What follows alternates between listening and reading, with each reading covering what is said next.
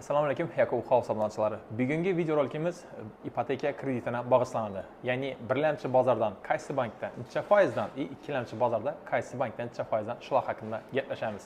Sizlarga ma'lumotlarni berib o'tadigan bo'lsam, biznesni rivojlantirish banki 20 yilgacha kredit beradi. Birlamchi bozordan yillik foiz stavkasi 18% dan 420 million so'mgacha kredit rasmiylashtirish mumkin. Xalq banki birlamchi bozordan 20 yilgacha kredit ajratadi. U ham 420 milliongacha, lekin boshlang'ich to'lovi 25%.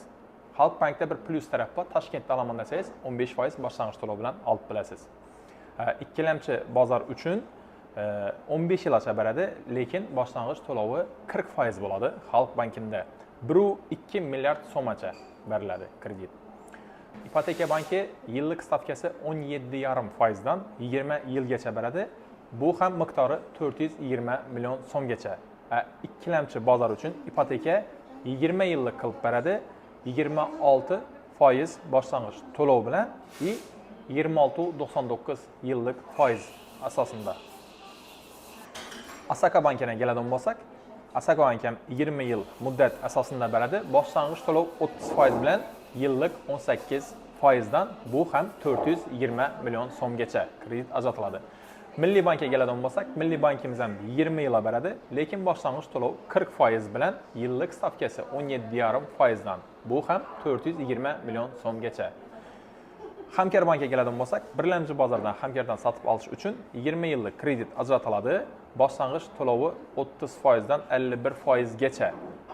Ya'ni siz 30% to'lasangiz 18% dan 50 dan aryandan to'laydigan bo'lsangiz 17,5% dan kredit sizga ajratiladi.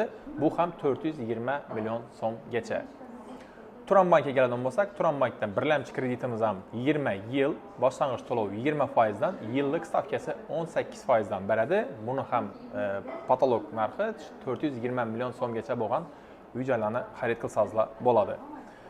U Sanoat qurilish bank birlamchi va ikkilamchi bozordan sotib olish uchun muddati 7 yildan 15 yilgacha beradi. Boshlang'ich badal 20%. Foiz stavkasi esa 26 dan 28%. Ya'ni yiliga qarab o'zgaradi.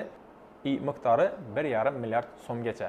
Yaqinlar ko'rdingizlar, qaysi bank sizga qulay bo'ladigan bo'lsa, bemalol shu bankka murojaat qilib, birlamchi bozordan uy-joyni xarid qilsangiz mumkin.